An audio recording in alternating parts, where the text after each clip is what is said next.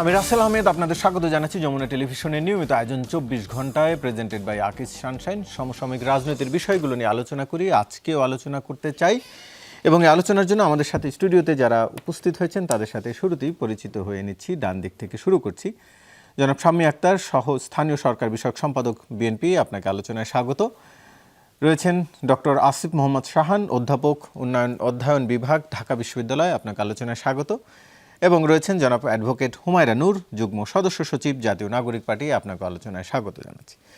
আলোচনা শুরু করছি, যেহেতু আসলে মাঠে ভোটের প্রচার প্রচারণা সবচেয়ে বেশি এবং সেটি নিয়েই নানান ধরনের পরিস্থিতি, পক্ষে বিপক্ষে নানা ধরনের বক্তব্য আছে, পাল্টাপাল্টা অভিযোগ আছে।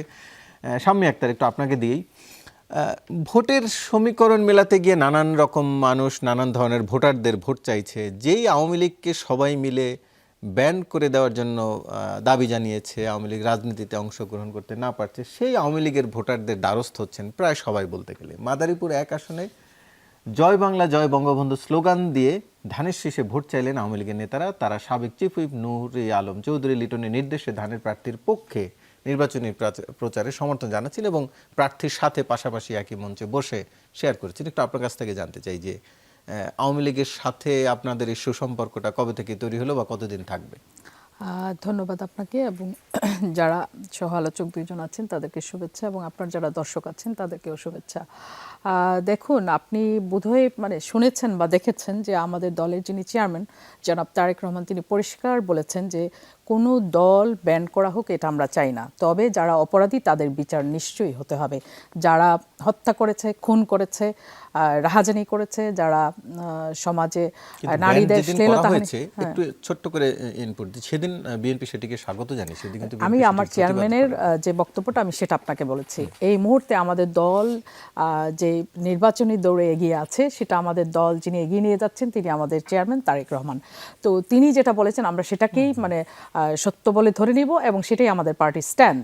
এবং তিনি পরিষ্কার করে বলেছেন যে কোনো দল বন্ধ করা হোক এটার পক্ষে আমরা না, তবে যারা অপরাধী, প্রকৃত অপরাধী এবং তার অপরাধ যদি প্রমাণিত হয় তাহলে সেই ক্ষেত্রে তার বিচার অবশ্যই হতে হবে এবং সেটা আমরা চাই।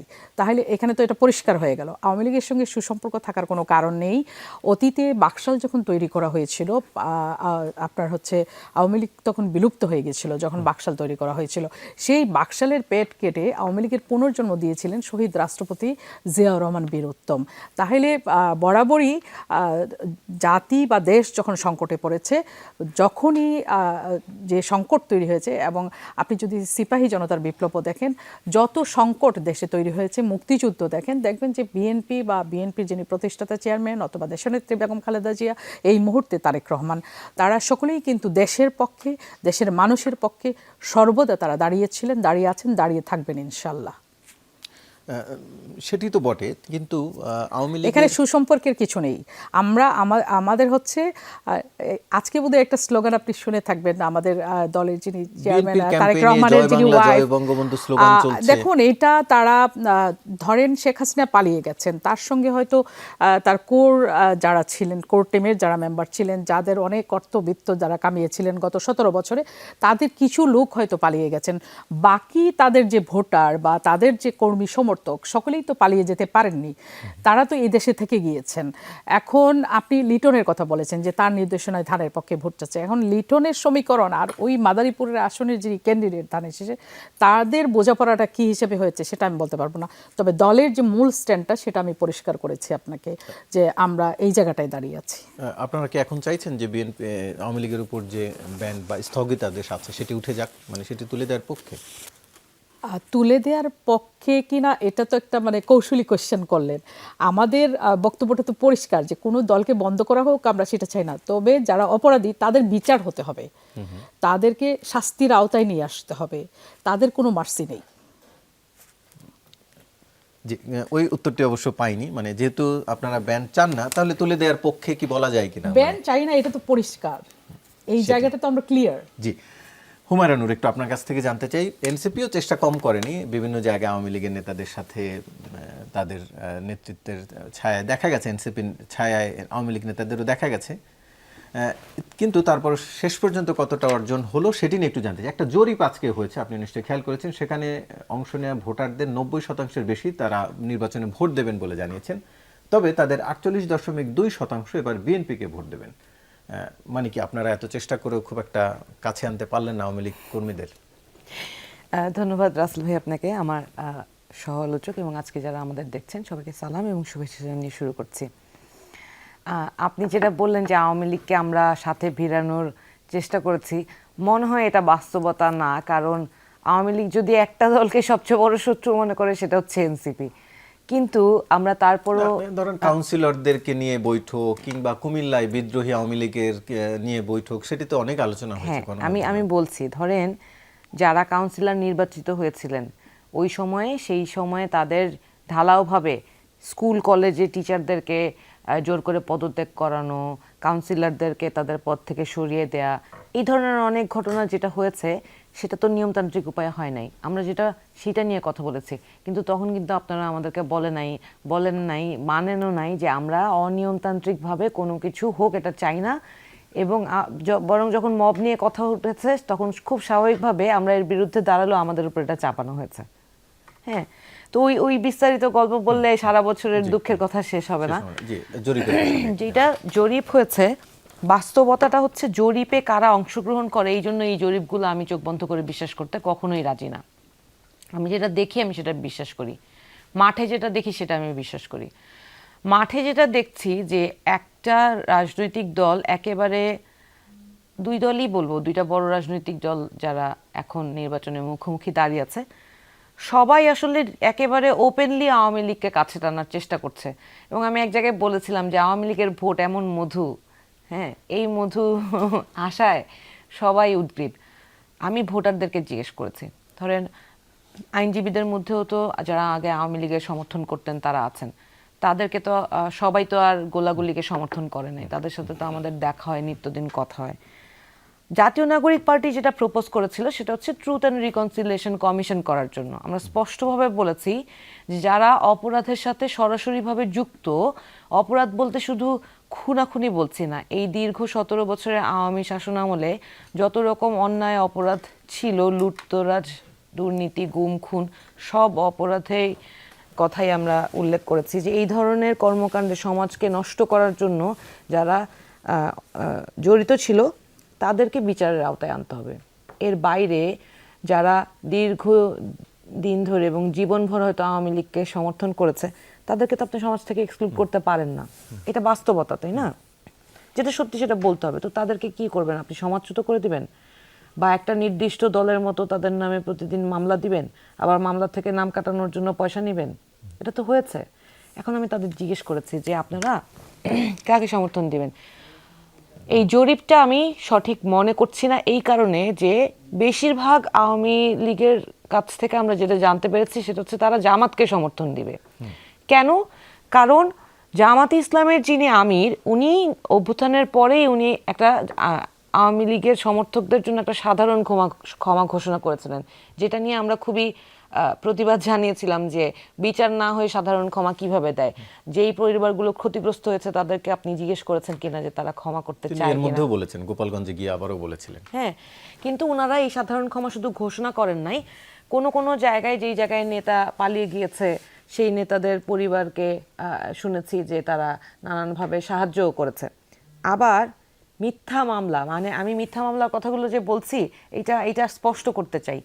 মিথ্যা মামলা কীরকম? ধরেন একটা এলাকায় যারা যারা অপরাধের সাথে সংযুক্ত ছিল, এখানে তো সবার ডিজিটাল এভিডেন্স আছে এবং চাক্ষুষ এভিডেন্স আছে। যারা সম্পৃক্ত ছিল আপনি তাদেরকে মামলায় ইনক্লুড করবেন।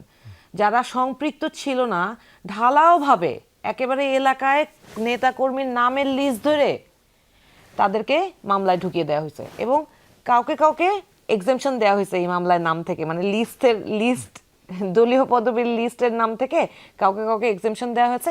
কারণ একটা বড় দলে যাদের সম্ভাবনা সবচেয়ে বেশি ছিল, আমি বলছি স্পষ্ট করে, তারা ওদের সাথে যোগাযোগ করেছে এবং বলেছে যে টাকা দাও, টাকা দিলে মামলা থেকে নাম কাটাবে। এই ব্যবসা সারা বাংলাদেশের মানুষ সবাই জানে, এইটা সবাই জানে, আওয়ামী লীগের প্রত্যেকটা মানুষ জানে, সাধারণ সবাই জানে। এবং শুধু এইটাই না, জুলাই শহীদ পরিবার যারা ছিল তাদের দিয়ে মামলা করানোর জন্য তারা তাদেরকে বলেছে যে অমুকের নাম দাও। আমার কাছে এরকম আমি এভিডেন্স সহ বলতে পারবো যে শহীদ পরিবারের অনেকে আমার সাথে যোগাযোগ করেছে যে যাদের নাম দিয়েছি তারা ইনভলভ না, যারা ইনভলভ তাদের নাম দিতে চাই তাদের নাম দেয়া হয় নাই, বরং তারা এখন বুক ফুলিয়ে ঘুরে বেড়াচ্ছে। তাহলে এই যে দুঃখজনক যে ব্যাপারগুলো এগুলো হয়েছে, এইগুলো করেছে যারা, আওয়ামী লীগ তো তাদেরকে ভোট দিবে না, কারণ তারা এদের দ্বারা ক্ষতিগ্রস্ত। এখন হয়তো ভয়ে বা যে কোনো কারণে হয়তো মুখে স্বীকার করছে না, কিন্তু ভোট আসলে তারা জামাতকে দিবে, কারণ জামাত তাদেরকে মিথ্যা মামলায়ও ফাঁসায় নাই, তাদেরকে হয়রানিও করে নাই, আবার সাধারণ ক্ষমাও ঘোষণা করছে।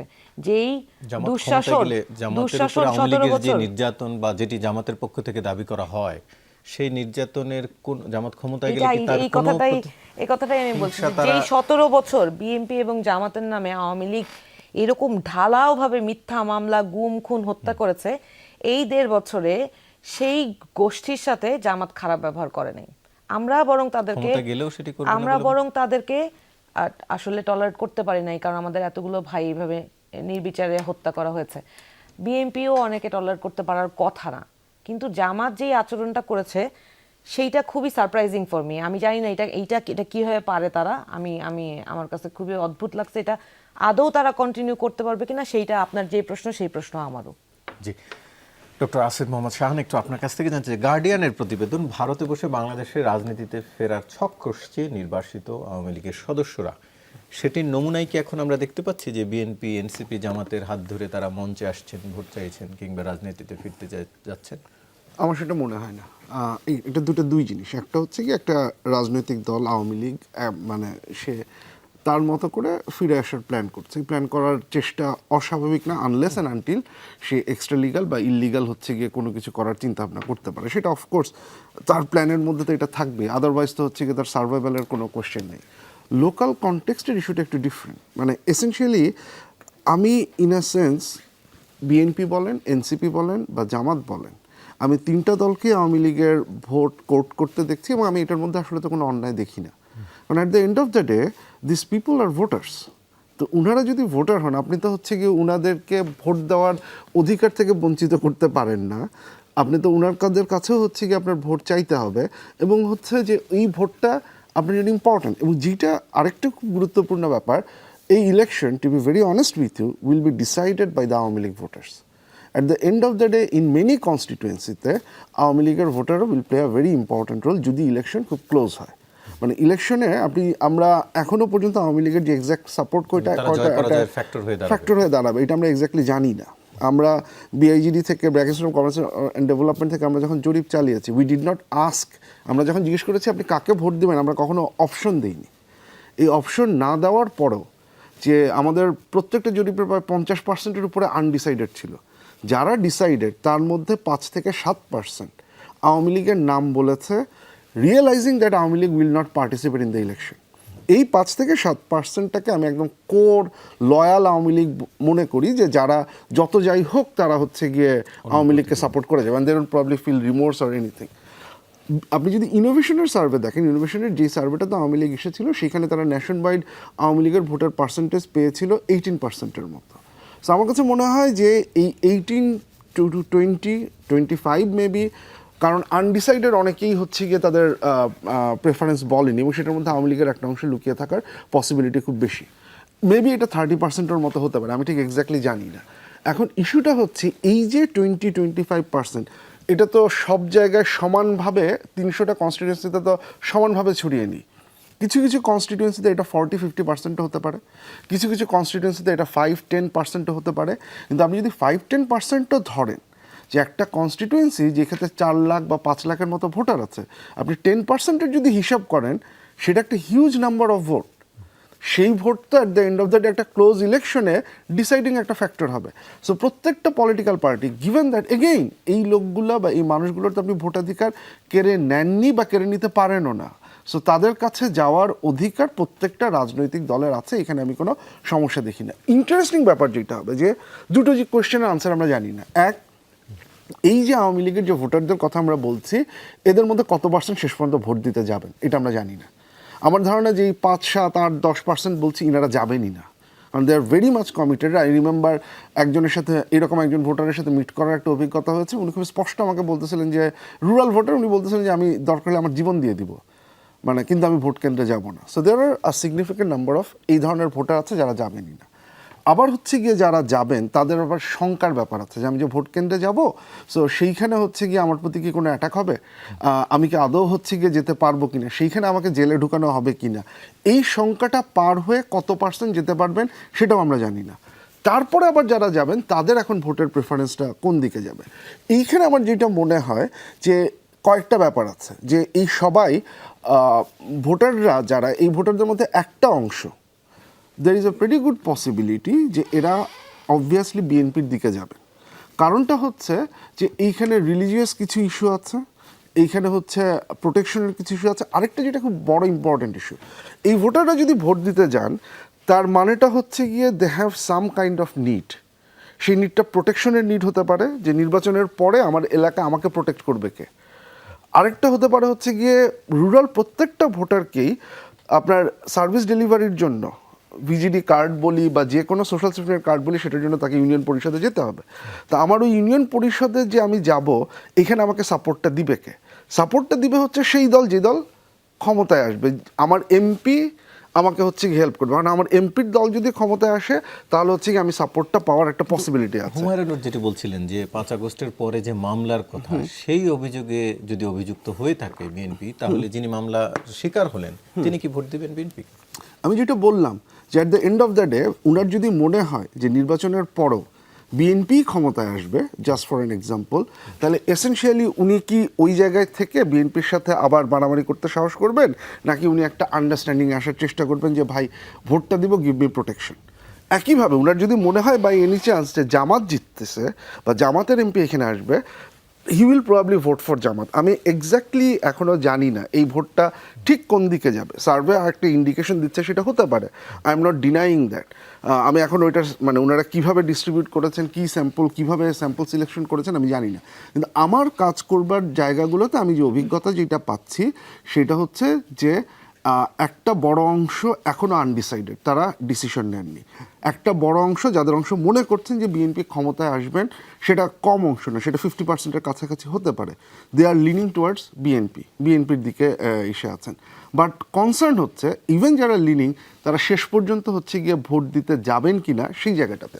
সো সেইখান থেকে প্রত্যেকটা দলের, রাজনৈতিক দলের এই যে ভোট এসে চাইতে যাওয়া, এইরকম যেমন ঘটনা ঘটেছে, আমি জাস্ট সিম্পলি একটা বলি। একটা তো বিএনপির উদাহরণ যেটা আপনি দিলেন, দ্যাট ইজ ট্রু। আমি বিভিন্ন জায়গায় দেখেছি, অনেকগুলো জায়গায় আমি এমনও দেখেছি যে সন্ধ্যার পরে বিএনপির অনেক নেতাকর্মী আওয়ামী লীগের ভোটারদের নিয়ে বসছেন just to have a conversation, এবং সেই কনভারসেশনগুলো আপনি যদি দেখেন সেগুলো খুব মজার কনভারসেশন। এই অর্থে যে আওয়ামী লীগের সেই ভোটাররা ওপেনলি সমালোচনা করতেছেন, করতেছেন, এবং বিএনপির নেতৃবৃন্দ বা এই লোকাল অ্যাক্টিভিটিস তারা ওইখানে শুনতে বাধ্য হচ্ছেন, মানে কোনো প্রতিবাদও করতে পারতেছেন না, কিছু বলতেও পারতেছেন না, বিকজ দে নো এই ভোটটা হচ্ছে ম্যাটার করে।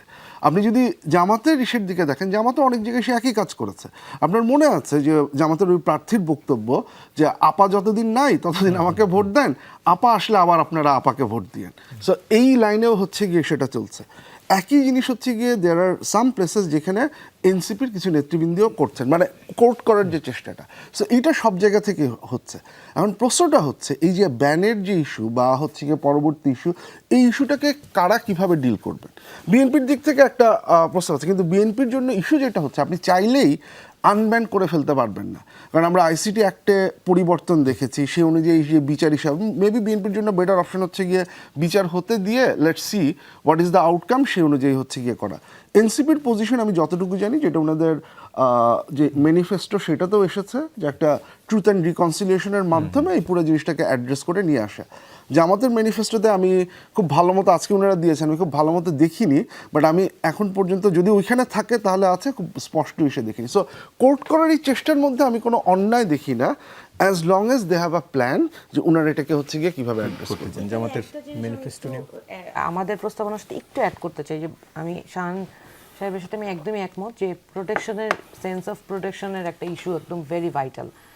বাট আমার দুঃখের জায়গাটা কি জানেন, আমরা বারবার শুধু একটা জিনিস চেয়েছিলাম, এই যে যাদের কষ্ট হয়েছে এই অভ্যুত্থানের, যারা ভুক্তভোগী, এই যাদের পরিবারে মানুষ আহত হয়েছে, নিহত হয়েছে, তারা তো অ্যাটলিস্ট একটা সরি ডিজার্ভ করে না, যে আচ্ছা, আওয়ামী লীগের দলের সমর্থকদের কাছ থেকে অ্যাটলিস্ট সেটি তো তাদের অনুধাবনেরও বিষয়, যে তারা যদি সেটি অনুভব করেন যে এখানে ভুল হয়েছে, তখন না তারা সরি বলবেন, সেটি অনুভব করেন মানে কিনা সেটি একটা এইটুকুই নিশ্চয়ই দাবি, জানেন, বিশেষ করে প্রশ্ন। আমি জি, খুব বেশি একদম বিচার হোক, ফাঁসি হোক, নির্বাচনে কারচুপির অভিযোগ হয়, অ্যাডভোকেট হুমায়রা নূর, একটু আপনার কাছ থেকে জানতে চাই।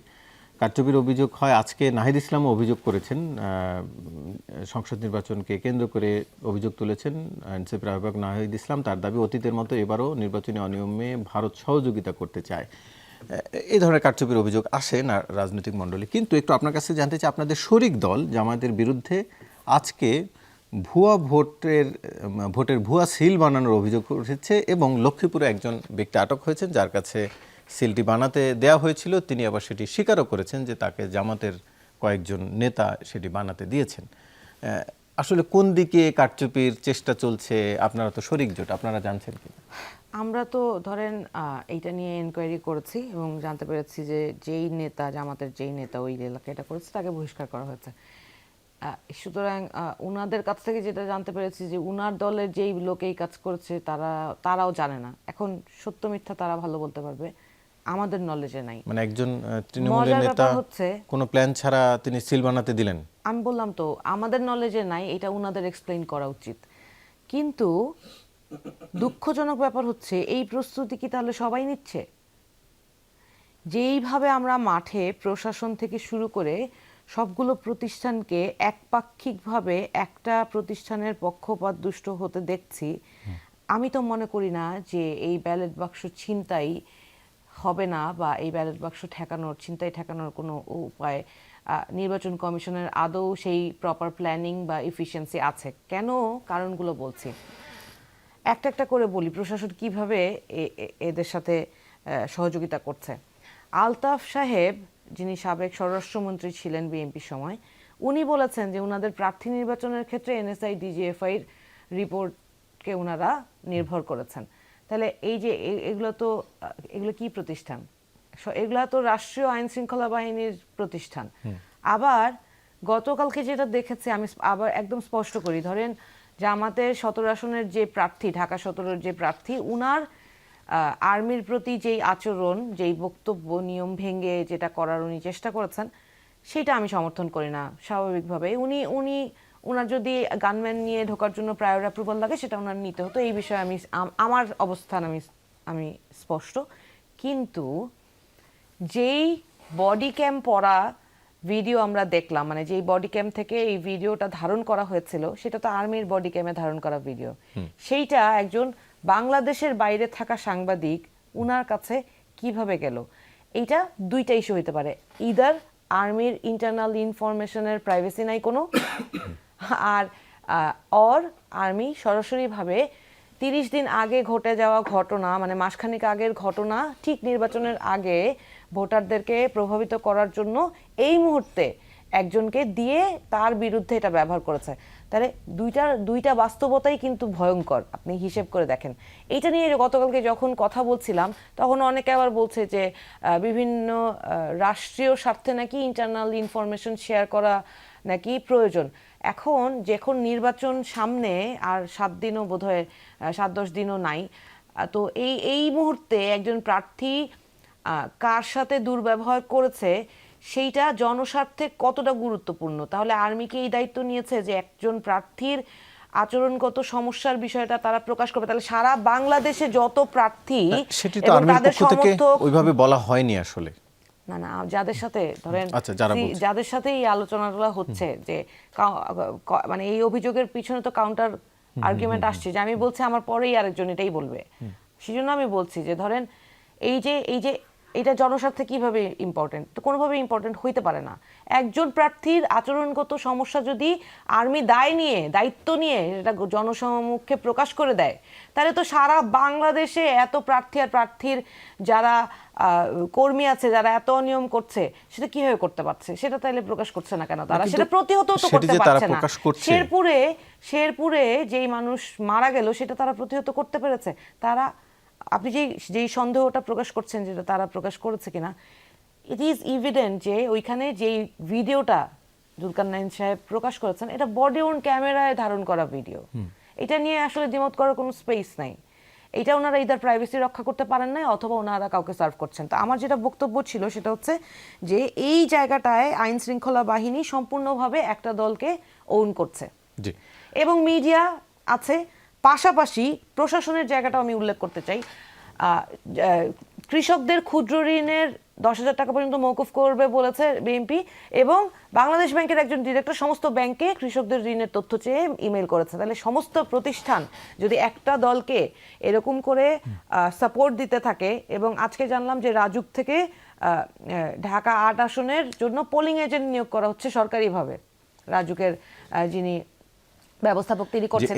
এই অবস্থায় এসে ব্যালট বাক্স আপনি কিভাবে পাহারা দিবেন? তারাই তো ব্যালট বাক্সে ধরেন এই বাহিনী ব্যালট বাক্স পূরণ করে দিবে কারণ না কারণ। আমি একটু আপনার কাছ থেকে জানতে চাই, বেশ কয়েকটি অভিযোগ তিনি ব্যালট বা রাজুকের পক্ষ থেকে পোলিং এজেন্ট নিয়োগ করা হচ্ছে, এছাড়া অন্যান্য বাহিনী, সরকারি বাহিনী, বাংলাদেশ ব্যাংক আপনাদের সহায়তা করছে, এনসিপির আহ্বায়ক সেটি অভিযোগ করেছেন। এর আগেও তারা নির্বাচন কমিশনে গিয়েও তারা অভিযোগ দিয়েছেন যে প্রশাসন একদিকে হেলে পড়েছে।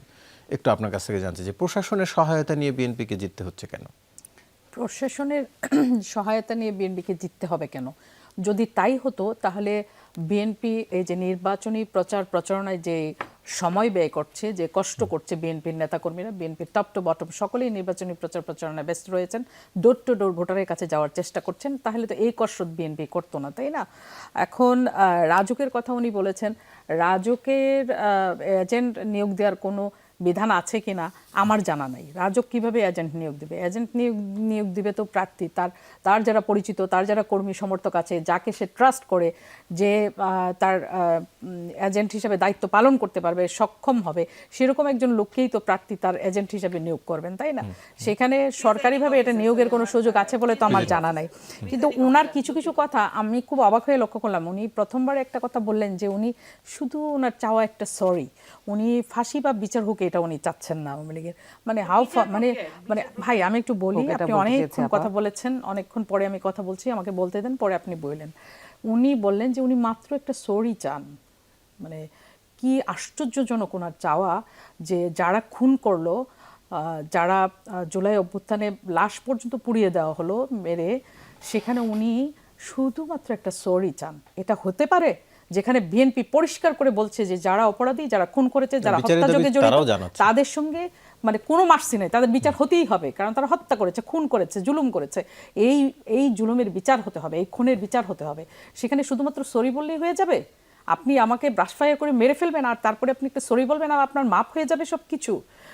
এবং আপনি এইটা আমার কাছে খুবই আশ্চর্যজনক লেগেছে। এটা একজন স্বাভাবিক সুস্থ মস্তিষ্কের মানুষ এটা কিভাবে চাইতে পারে যে অপরাধীর বিচার না হোক? এটা চাইতে পারে না। উনি বলছেন যে আমি ফাঁসি হোক বা এই হোক এটা চাই না। আপনি আবার রিলে করে শুনেন, উনি বলেছেন, আমার কানের মধ্যে বাজছে, উনি বলছেন যে ফাঁসি হোক বা সরি বলেছে, উনি চান শুধু মানে সরিটা হোক, মানে ফাঁসি হোক বা হোক এটা উনি চান না। কেন হবে না? কেন হবে না? কারণ তারা হত্যা করেছে, হতে হবে। এবং উনি অভিযোগ করেছেন যে আর্মি নাকি আমি বলেছি মানে দায়িত্ব নিয়েছে। প্লিজ আমাকে বলতে দেন, শুধু একটু সরি, মানুষকে বিভ্রান্ত করাটা এটা খুবই খারাপ অভ্যাস। বলতে দেন। আমি বলেছি সমর্থকদের কাছে সাধারণ একটা সরি বলতে দেন ভাই, আপনার সময় আপনি বলেন, সারা বাংলাদেশ জানে। জি আপা, হোয়াট ইজ দিস? জি আপা বলেন, আপনি বলেন। এবং উনি বললেন যে ক্যান্টনমেন্টের ওখানে যে ঘটনা ঘটেছে, 17 যিনি প্রার্থী তিনি যে মানে উদ্ধত আচরণ করেছেন, উনি তো নাবালক শিশু নন, উনি জেনে বুঝে এই আচরণ করেছেন, তাহলে উনি এটা করতে পারেন কিনা। এবং উনি বলেছেন যে সারা বাংলাদেশের এত প্রার্থী আছে, সবার আচরণগত বিষয় কেন আর্মি প্রকাশ করছে না? সারা বাংলাদেশের সব প্রার্থীর আচরণগত বিষয় প্রকাশ করবে কিনা সেটা পরের বিষয়। ক্যান্টনমেন্টে আপনি অস্ত্র নিয়ে ঢুকে যাবেন, আর ক্যান্টনমেন্টে যারা রক্ষক, যারা ওইখানে আছেন, এটার ভিতরে যে সেনাবাহিনী আছেন বা যারা ওখানে বসবাস করছেন, তারা এটা নিয়ে প্রতিবাদ করবে না বা ব্যবস্থা নেবে না বা প্রকাশ করবে না? এটা কেন? অবশ্যই প্রকাশ করবে, কারণ এটা তো তাদের জন্যই বরাদ্দকৃত ওই জায়গাটা, তাই না? তারা ওইটাকে মানে পাহারা দিচ্ছে বা তারা ওইটার মধ্যে তাদের যে কর্মকাণ্ড তারা সেখানে পরিচালনা করছে। সেখানে যেতে গেলে কিছু নিয়ম তো আছে, আপনার গাড়ির গতিও তো কমাতে হয় সেখানে গেলে, তাই না? সেগুলো আমরা সকলেই জানি যারা ওখানে ঢুকেন বা যারা যান। তো সেটাও উনি বলেছেন। এই বিষয়গুলো একটু কেমন কেমন যেন লাগছে আমার কাছে। না, তিনি শুধু এবং বলেছেন যে সেটি প্রকাশিত হয়েছে, যে সেটির কথা তিনি প্রকাশিত ওই হয়েছে তো ব্যক্তিকে ভালো সাপোর্ট হয়েছে, করেছেন তা একজন না। প্রার্থী তার আচরণ কেমন, তিনি ওইখানকার 17 আসনের যারা বাসিন্দা, যারা ওখানে বসবাস করছেন, তাদেরকে তিনি নির্বাচনে যদি মানে বের হয়ে আসতে পারেন, তাহলে ওইখানকার মানুষকে কি দিবেন? উনি নির্বাচনে মানে জেতার আগেই যে আচরণ উনি প্রকাশ করলেন, এটাই তো একটা ভয়ঙ্কর আচরণ। এইরকম মানে উদ্ধত আচরণ হবে কেন একজন প্রার্থীর? আমরা যেখানে বলছি যে নেতার আগে জনতা, তাই না? সেখানে আপনি এরকম আচরণ কেন করবেন? এগুলো তো অবশ্যই সংযত আচরণ আপনার হতে হবে। সংযত আচরণ যদি না হয়, তাহলে মানুষ আপনার কাছ থেকে কি আশা করবে? আপনি উচ্ছৃঙ্খল আচরণ করে কি মানুষকে কি দিবেন? যে আপনি আমার সম্ভবত যে আপনি ক্লারিফিকেশন আমার দিয়েছেন। আমি ধরেন দুইটা কথাই উনি যেটা বললেন সেটা আসলে সঠিকভাবে না শুনে বলা, কারণ বিচার আমরা চাই, ট্রুথ অ্যান্ড রিকনসিলিয়েশন আপনি কমিশনের আবার কথা মিলে করে বলছি, শুনতে বিষয়টা পারেন। না জেনে একপাক্ষিক বলাটা খুবই খারাপ। আমি এরপরে আর এটা নিয়ে কথা বলছি না, কারণ যারা সমর্থক, যারা অন্যায় করে নাই, তারা যেই ঘটনাটা হচ্ছে সেটার জন্য সরি বলবে, এটাই স্বাভাবিক। এর চেয়ে বেশি বিচার তাদের হওয়ার নাই। আর আমার যা বলার ওটা নিয়ে আমি বলেছি।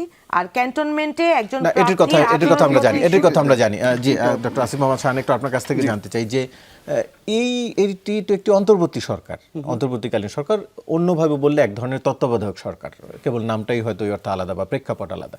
এখানেও কেন পক্ষপাতিত্বের অভিযোগ আসবে যে প্রশাসন এর পক্ষে কাজ করছে, ওই পক্ষে কাজ? না, এই সরকারের তো আপনার মানে এটাকে তো আপনি নর্মাল তত্ত্বাবধায়ক সরকার বলতে পারেন না, কারণ এটা তো হচ্ছে কি আপনার শুধুমাত্র নির্বাচন পরিচালনা করবার জন্য তৈরি করা হয়েছিল। এটার প্রেক্ষাপট তো সেটা ছিল না। আমাদের তো জুলাই গণ অভ্যুত্থান এবং তার পরিপ্রেক্ষিতে যে সরকার গঠিত হয়েছে সেটা মাথায় রাখতে হবে। এখন কেন এই সেটা আসছে, কারণ হচ্ছে যে এই অন্তর্বর্তীকালীন সরকার শুরু থেকেই যে জায়গাটায় ব্যর্থতা দেখিয়েছে সেটা হচ্ছে সে খুব একটা ক্লিয়ার সিগন্যাল দিতে ব্যর্থ হয়েছে যে আমি আমার কাজটা আমার মতো করব, এবং এইখানে হচ্ছে কোনো ধরনের দলীয় বিবেচনা থাকবে না। বরং আমরা যেটা দেখেছি তত্ত্বাবধায়ক সরকারের প্রধান থেকে অন্তর্বর্তীকালীন সরকারের প্রধান থেকে শুরু করে সবাইকে বিভিন্ন সময়ে হয় বিএনপির পছন্দের লোকজন, অথবা জামাতের পছন্দের লোকজন, অথবা এনসিপির পছন্দের লোকজন, এই যে আপনি বিভিন্ন পছন্দের লোকজনকে নিয়ে তাদের আসলেই কোনো কাজ করবার ক্যাপাসিটি আছে কিনা, তাদের নিউট্রালি কাজ করবার, কারণ আপনি অ্যাডমিনিস্ট্রেশন চালাচ্ছেন, নিউট্রালি কাজ করবার ক্যাপাসিটি আছে কিনা এবং তাদেরকে আপনি সেই জবাবদিহিতার মধ্যে রাখছেন কিনা, এই ধরনের কোনো কিছু আমরা এই অন্তর্বর্তীকালীন সরকারের কাউকে করতে দেখিনি। তা আপনি যখন কোনো দায়িত্ব পালন করতে যান এবং আপনার কাজকর্মে যদি কোনো ভিশন না থাকে, আপনার কাজকর্ম পুরোটাই যদি বলেন আচ্ছা বলেন আপনারা কয়জনকে দিবেন, আচ্ছা বলেন, তাহলে এইভাবে যদি আপনি কোনো একটা কিছু দাঁড় করানোর চেষ্টা করেন, তাহলে কি হবে? তাহলে at the end of the day যেটা হবে, মানে আপনি যেটা বললেন যে এই ধরনের অভিযোগ তো আসবে, কারণ আপনি তো একদম বাছাই করে প্রশাসনে নিয়েছেন হচ্ছে গিয়ে এই রাজনৈতিক দলগুলোর সমর্থকদের, এবং আপনি তো এখন দেখছেন যে যেটা মানে খুব হাস্যকর একটা ব্যাপার হয়ে দাঁড়াচ্ছে, যে সেটা হচ্ছে এই সরকারের উপদেষ্টারা এখন দায়ী করছেন আমলাতন্ত্রকে। আপনার যদি মনে থাকে যে একজন উপদেষ্টা যিনি নিজেও একজন সাবেক আমলা, উনি এখন দাবি করছেন যে মাইলস্টোনে না পড়ে এটা সেক্রেটারিয়েটে পড়ার কথা ছিল। So what was he doing in এই 1.5 years? উনি তাহলে কি করেছেন? উনি আমলাতন্ত্রের ব্যাপারে কিছুই করতে পারেননি। সো এইগুলো হচ্ছে নিজের দায়িত্বকে এড়ানোর একটা চেষ্টা, এবং তার ফলে যেটা হচ্ছে, আপনি যে কথাটা বললেন সেই ঘটনাটা ঘটেছে। আপনি আমলাতন্ত্রকে সাজিয়েছেন হচ্ছে এইভাবে, আপনি নির্বাচন কমিশনে কাকে নিয়োগ দিবেন না দিবেন, আচ্ছা আপনারা এসে নাম দেন আপনাদের পছন্দের লোকজন, এই পছন্দের লোকজন, এবং দেন সেটার উপরে আসলে ওনারা কোন ধরনের বিচার বিবেচনা হচ্ছে গিয়ে খাটিয়েছেন, কোন ধরনের এসে খাটিয়েছেন, এটার কোনো কিছুই তো আমাদের কাছে পরিষ্কার না। তো আপনি যদি পুরো জিনিসটাকে কোনো ধরনের স্বচ্ছতা না রাখতে পারেন, কোনো ধরনের প্রক্রিয়া ফলো করতে না পারেন, তাহলে যেটা হওয়ার কথা সেটাই হচ্ছে। সো এটা তো as simple as that. Advocate Humayra Noor, একটু জানতে চাই, যেটি সিকিউরিটি নিয়ে প্রশ্ন করা হচ্ছিল, নির্বাচনে সেনাবাহিনীর ম্যাজিস্ট্রেসি ক্ষমতার যথাযথ প্রয়োগ চায় এনসিপি। ম্যাজিস্ট্রেসি ক্ষমতা থাকলে তারা প্রয়োগ করবেন, এটাই তো স্বাভাবিক। মানে যথাযথ হবে না এরকম কোনো সন্দেহ আপনারা পোষণ করছেন কিনা? সন্দেহ পোষণ করার কারণ একটা তো একটু আগেই বললাম, পক্ষপাত দুষ্টতা। আর একটা হচ্ছে যখন শেরপুরের ঘটনাটা হয়, উনারা যাদের হাতে অস্ত্র ছিল না তাদেরকে বরং ওই রাস্তা থেকে সরিয়ে আরেক জায়গায় দিয়ে আরেকটা পথ ধরে যেতে বলেছেন। যেখানে উনাদের উচিত ছিল যে যারা অস্ত্র হাতে দাঁড়িয়ে আছে তাদেরকে তো গুলি করতে বলে নাই কেউ, তাদেরকে যারা আর্মস নিয়ে সহিংসতা করার জন্য রেডি হচ্ছিল তাদেরকে আইনের আশ্রয় নেয়া, তাই না? তো আপনি যদি সহিংসতাকে কন্ট্রোল করার মেকানিজম অ্যাপ্লাই না করেন এবং আপনি সেটাকে বরং আপনি ওইটার এগেনস্টে যায় আপনি বরং যখন জামাতের প্রার্থী এবং তার সমর্থকদের বলেন অন্য রাস্তা দিয়ে যান, তাহলে কি হয়? তাহলে আপনি যারা সহিংসতা করছে বা করার প্রস্তুতি নিল বা করেই ফেললো তাদেরকে কিন্তু আপনি সাহস দিলেন, এনকারেজ করলেন যে তোমরা এটা করতে পারো, আমরা অন্যদেরকে ঠেকাইতেছি, তোমরা তোমাদের মতো এই কাজটা কন্টিনিউ করো, which actually resulted in a very bad way. একজন মানুষ মারা গিয়েছে কারণ ওই সময় এই যে বক্তব্যটা মানুষ বলছে যে এইটার দায় জামাতকে নিতে হবে, তারা কেন ওই পথ দিয়ে গেল, কিন্তু এইটা কেউ বলছে না যে উনারা কেন প্রতিবাদী হয়ে ওখান দিয়ে গেল সেইটা বড় অপরাধ, না যে হাতে অস্ত্র নিয়ে খুনাখুনি করলো সেইটা বড় অপরাধ। তো এইটা প্রতিহত করার কতটা ইন্টেনশন আছে আইন শৃঙ্খলা বাহিনী এবং সেনাবাহিনীর, সেটা একটা বড় প্রশ্ন। নির্বাচন কমিশনকে আমরা এটা নিয়ে প্রশ্ন করেছিলাম। নির্বাচন কমিশন যেটা বললো সেটা একেবারেই দুঃখজনক উত্তর। এই উত্তরটা আসলে এখন পাবলিক ফোরামে বললে আরও দুঃখ বাড়বে। ওনারা আমার কাছে যেটা মনে হয়েছে যখন সরাসরি আলাপে, আমার কাছে ওনাদেরকে ভেরি ভেরি আনপ্রিপেয়ার্ড মনে হয়েছে এবং ওনারা আল্লাহর হাওলা ছেড়ে দিচ্ছে এরকম একটা অবস্থা। হ্যাঁ, আর অভিযোগের ভিত্তিতে ওনারা বললেন যে কোর্টে আর হচ্ছে থানায় যেভাবে আমরা মামলা দায়ের করি আইনজীবীরা, যে টাইম অ্যান্ড প্লেস, তারপর হচ্ছে কে করেছে, কারা সম্পৃক্ত ছিল, এভিডেন্স সব নিয়ে ওনাদের কাছে অভিযোগ লিখিতভাবে জমা দিতে হবে, যেখানে যেখানে প্রত্যেক প্রার্থীর একটা নির্দিষ্ট অভিযোগ করার জায়গা আছে। সেই জায়গাটায় আমরা যেটা দেখতে পেলাম সেটা হচ্ছে ওনারা স্বপ্রণোদিতভাবে কোনো কাজ করছে না। এখন যেই একটা ধরেন হাতিয়ার অভিযোগ নিয়ে গিয়েছি সেইখানে ওরা কোনো ব্যবস্থা নেয় নাই। যেইটা নিয়ে ধরেন হাতিয়াতে আমরা একটা হোল লিস্ট দিয়েছি যে এরা সহিংসতা করার জন্য অস্ত্র নিয়ে প্রস্তুতি নিচ্ছে, কিন্তু তারা সেটার ব্যবস্থা নেয় নাই, নিলে 30 তারিখ এই খুনাখুনিটা হইতো না। এইটা ওরা they are not prepared at all. সামনে একটা ভিন্ন আরেকটি প্রসঙ্গে যেটি গেল দুদিন ধরে বেশ আলোচনায়, জামাত ইসলামের আমির শফিকুর রহমানের অ্যাকাউন্ট হ্যাক হওয়ার ঘটনা এবং তার বক্তব্য নিয়ে আজকেও তারেক রহমানও মন্তব্য করেছেন, গত দুদিন ধরেও করেছেন। আজকে সেই ঘটনায় বঙ্গভবনের প্রোগ্রামার মোহাম্মদ সারোয়ার আলমকে আটক করার কথা জানিয়েছে মহানগর গোয়েন্দা পুলিশ, কিন্তু বিএনপির একজন নেতা, মহানগরের একজন নেতা, তিনি আবার এটিকে ষড়যন্ত্র হিসেবে আখ্যায়িত করেছেন যে এটি সরকারের নীল নকশা, অর্থাৎ হ্যাকের ঘটনা ঘটেনি, সরকার এটিকে হ্যাক হিসেবে জামাতের দাবির সাথে সম্পৃক্ত হয়ে চালানোর চেষ্টা করছে। জি, মামলা হয়েছে, আটক করেছে। একটু আপনার কাছে জানতে চাই, কেন বিএনপি নেতারা মনে করছেন যে এটি সরকার নীল নকশা বা হ্যাক হয়নি? কেন বিএনপির নেতারা নীল নকশা মনে করবে না? কারণ অ্যাকাউন্টটি থেকে যখন পোস্টটা দেওয়া হয়েছিল প্রায় 9 ঘন্টা পরে তারা বললেন যে তাদের বোধোদয় হলো যে তাদের মানে ওই অ্যাকাউন্টটা হ্যাক হয়েছে বা এরকম, মানে তাদের দাবি মোতাবেক, যেটা আমরা মনে করছি না যে হ্যাক হয়েছে। সেইখানে 12 ঘন্টা পরে তারা হাতিরঝিল থানায় জিডি করলেন এবং ওই সময়কালীন ওই পোস্টটা সহ আরও যে পোস্ট হয়েছিল ওই সময়টার মধ্যে, সেই বাকি পোস্টগুলো কিন্তু ডিলিট করা হয়নি, শুধুমাত্র একটি পোস্টই ডিলিট করা হয়েছে। এবং আল জাজিরায় উনি যখন সাক্ষাৎকার দিলেন উনি তো পরিষ্কার করেই বলেছেন, ওনার বক্তব্যে কোনো মানে উনি তো কার্পণ্য করে বলেননি এবং উনি প্রতিনিয়তই সেটা বলে যাচ্ছেন। এবং ওনাদের আরেকজন নেতা কিছুদিন আগে আপনারা দেখেছেন তো, যে বলেছে যে ডাকসুতে মানে আমি বলতে চাই না ওই শব্দটা, যে ওরা থাকে। এবং আপনি বাংলাদেশের অর্ধেকের বেশি নারী, আপনি 51% যেখানে নারী, একটা দেশের মোট জনসংখ্যার সেই বিপুল নারী সমাজকে আপনি অসম্মানের চোখে দেখছেন। আজকেও তিনি বক্তব্য দিয়েছেন 5 ঘন্টা কর্মঘণ্টার বেতন হচ্ছে যে কোম্পানিতে কাজ করবে তারা দিবে এবং বাকিটা সরকার দিবে, কিভাবে যেন ওই বক্তব্যটা উনি দিয়েছেন। তো আমরা জানি যে নবী করিম সাল্লাল্লাহু আলাইহি সাল্লামের স্ত্রী যিনি বিবি খাদিজা, তিনি তো একজন কর্মজীবী নারী ছিলেন, তিনি ব্যবসায়ী ছিলেন। তারপরে এই লেভেল থেকে উনি যদি কর্মজীবী মহিলা হয়ে, মানে ইসলাম তো সেটাকে মানে আপনার করে নাই যে মানে একজন নারী মানে কর্ম করে খেতে পারবে না।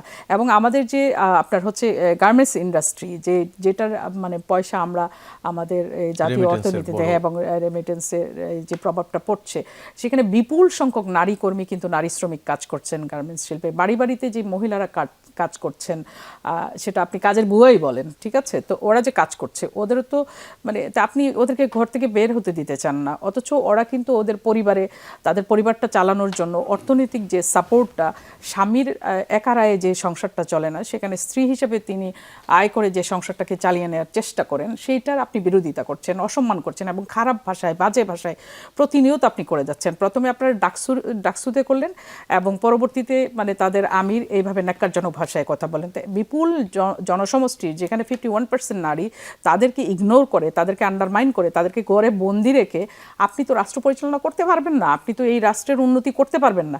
আমরা এই নারী সমাজকে সাথে নিয়ে এগিয়ে যেতে চাই এবং তাদের উন্নয়নে আমরা আমাদের পরিকল্পনা, আমাদের চেয়ারম্যান যেটা করেছেন সেই অনুযায়ী তিনি কাজ করছেন এবং আমরা যদি বাংলাদেশের মানুষ আমাদেরকে ভোট দিয়ে রাষ্ট্র পরিচালনার দায়িত্ব যদি দেয়, সেটি আমরা হয়েও সেটা থাকে করব। সেটিতে সরকার কেন পার্টিসিপেট করবে? আচ্ছা, নীল নকশার কথা আপনি বলেছেন। নীল নকশা দেখেন, লক্ষ্মীপুরে যেটা ঘটে গেল, যে সিল বানানো যেটা ধরা পড়লো, এই যদি লেভেলে হয় ওনাদের ষড়যন্ত্র, তাহলে ওরা আর কোন কোন লেভেলে ষড়যন্ত্র করে নাই লক্ষ্মীপুরে ধরা পড়েছে, আরও কোথাও হয়তো ধরাই পড়েনি। কোথায় কোথায় হচ্ছে এই সিল বানানো আমরা তো সেগুলো জানি না। আমরা আছি নির্বাচনী প্রচারণার কাজে ব্যস্ত, আমরা আছি ভোটারের মন জয় করার কাজে ব্যস্ত। আমাদের দলের চেয়ারম্যান থেকে শুরু করে আপনি দেখবেন চেয়ারম্যানের পুরো পরিবার কিন্তু নির্বাচনী প্রচারণায় ওনারা নেমে গিয়েছেন এবং আমরা ভোটারের মন জয় করার চেষ্টা করছি, আর তারা সিল বানানোর চেষ্টা করছে, তারা নীল নকশা করছে যে কারচুপি করে তারা যেন ভোটে জিততে পারে। ডক্টর আসিফ মোহাম্মদ শাহান, একটু আপনার কাছে জানতে চাই, এই প্রসঙ্গটি আসলে গত দুদিন ধরেই রয়েছে আলোচনায়, যেটি বলা হচ্ছে ভারত থেকে তৈরি ম্যালওয়্যার বঙ্গভবনের ইমেলের মাধ্যমে পাঠিয়ে জামাত ইসলামী নেতাদের ডিভাইস হ্যাক করা হয়েছে। মানে বিষয়টা এইটা কেমন আসলে? এখনো কি বঙ্গভবনে ভারতের লোকজন রয়ে গেছে, এরকম কিছু কিনা তাদের? আমি আইটির এক্সপার্ট না, আমি বলতে পারবো না এটা কিভাবে কাজ করে, বাট আমার যেটা প্রশ্ন হচ্ছে ওয়াই ডাজ ইট ম্যাটার। মানে প্রশ্নটা হচ্ছে যে আপনি যদি দেখেন এইখানে যেই স্ট্যাটাস বা যেটা আছে সেটার সাথে ওনার আল জাজিরার বক্তব্যে পার্থক্যটা কোথায়? উনি এখানে হচ্ছে গিয়ে নারীকে একটা ইসে দিয়েছেন, সেটা ছাড়া ওনার যে মূল যে শব্দটা ছাড়া, ওই শব্দটা ছাড়া এবং সেটা ইস্যু ছাড়া ওনার যে মূল যে নারীর লিডারশিপ পজিশন বা এই দুটোর মধ্যে কি কোনো পার্থক্য আছে? এটা হ্যাক হোক বা না হোক, আমাদের একটা টেন্ডেন্সি আছে আনফর্চুনেটলি, আমরা যেটা অনেক মানে এটা গুরুত্বপূর্ণ যে উনি শেষ পর্যন্ত যদি if he lied about everything তাহলে হচ্ছে গিয়ে it will tell you a different story, but otherwise মানে এইখানে উনার যে বক্তব্যটা সেটার সাথে আমি এটার কোনো পার্থক্য দেখি না এবং আমরা তো ওনার কাছ থেকে হচ্ছে গিয়ে কোনো ক্ল্যারিফিকেশন পাচ্ছি না। যেমন আজকে জামাতের ম্যানিফেস্টো এসেছে, ওইখানে ওনারা আবার ইন্টারেস্টিংলি লিখেছেন যে নারীকে ওনারা মন্ত্রিত্বের মর্যাদায় নিয়ে আসবেন। ওনারা একজন নারীকেও হচ্ছে নমিনেট করেননি, কিন্তু নারীকে হচ্ছে গিয়ে মন্ত্রিত্বের মর্যাদা, তাহলে টেকনোক্রেট নিয়ে আসবেন। তো কিভাবে নিয়ে আসবেন? মানে কোথা থেকে এই নারীরা আসবে যেই নারী তাদের ভাষ্য মতে নির্বাচনে অংশগ্রহণ করার যোগ্যতা অর্জন করেনি, তাদের যেটুকু ওনারা প্রস্তুত করছেন সেই নারী সদস্যরা আবার মন্ত্রী হবার জন্য যোগ্য। আবার নারী মন্ত্রী হতে পারবে, একটা মন্ত্রণালয়ে সে লিডারশিপ পজিশনে যেতে পারবে, কিন্তু সে দেশের লিডারশিপ পজিশনে যেতে পারবে না। সো এইগুলো তো খুবই কন্ট্রাডিক্টরি একটা পজিশন হচ্ছে। এবং মানে আমি যেটা বললাম যে ওনার ওই স্ট্যাটাসের সাথে আল জাজিরার ইন্টারভিউ মিটেলে এই কন্ট্রাডিকশনের তো কোনো সলিউশন আমরা পাচ্ছি না। নারী ইস্যুতে যে পজিশনটা, সেই পজিশনটা তো এটা খুবই স্পষ্ট যে জামাত ইসলামের দিক থেকে।